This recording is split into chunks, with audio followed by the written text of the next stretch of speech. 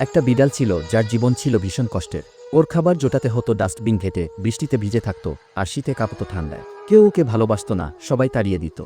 ওর পাশে থাকতো দুইটা বিড়াল যাদের জীবন ছিল বেশ আরামদায়ক।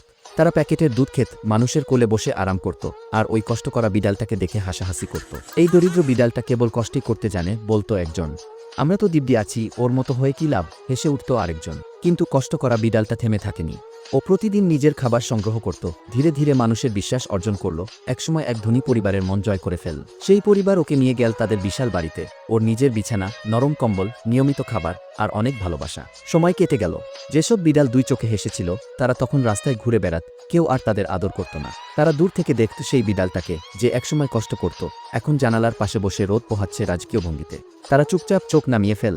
ওর কষ্ট নিয়ে হাসা আমাদের ভুল ছিল, ফিসফিস করে বলল একজন। ওর জায়গা আজ আমরাও থাকতে পারতাম যদি ওর মতো পরিশ্রম করতাম, আফসোস করল আরেকজন। আর কষ্ট করে বড়লোক হয়ে যাওয়া বিড়ালটা, সে আর ফিরে তাকাল না, কারণ সে জানে সত্যিকারের সম্মান আসে কষ্ট আর ধৈর্য থেকে, হিংসা বা হাসাহাসি থেকে নয়।